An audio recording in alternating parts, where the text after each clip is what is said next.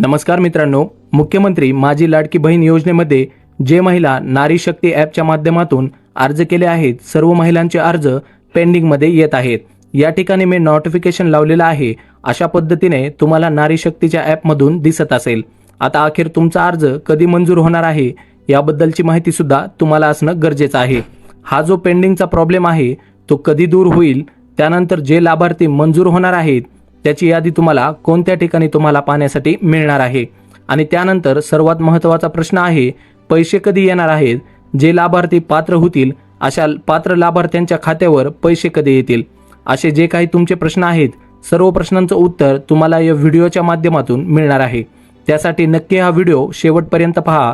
त्यापूर्वी चॅनलवरती नवीन आला असाल तर चॅनलला सबस्क्राईब करा। चला तर पाहूया डिटेलमध्ये।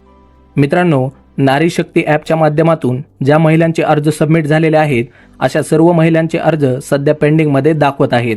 मग अशा महिलांचे जे अर्ज अप्रूव्हल करण्यासाठी किंवा मंजूर करण्यासाठी राज्य शासनाच्या माध्यमातून 12 जुलै 2024 रोजी एक नवीन सुधारित शासन निर्णय घेण्यात आला होता। या शासन निर्णयामध्ये मोठे 12 बदल करण्यात आलेले आहेत।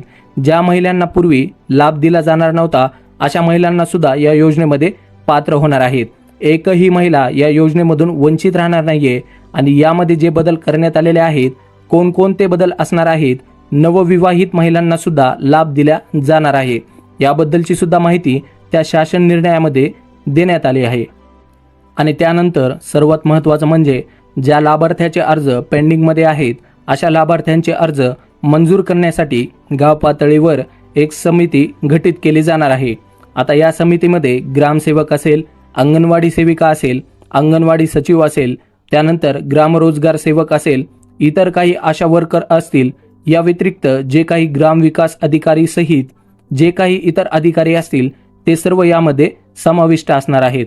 त्या समितीमध्ये जे ग्रामपंचायत अंतर्गत जेवढे महिला अर्ज करतील त्या सर्व महिलांचे अर्ज त्या ठिकाणी चौकशी केली जाईल आणि त्या अर्जामधून जी महिला पात्र होईल अशा पात्र महिलांचे ते अर्ज तालुका स्तरावरती पाठविले जाईल आणि तालुका स्तरावरती पाठविल्यानंतर ते अर्ज त्या ठिकाणी अप्रूव्हल होतील व लाभार्थ्यांच्या खात्यावरती पैसे येऊन जातील आणि जो पेंडिंगचा प्रॉब्लेम आहे तो दूर होईल।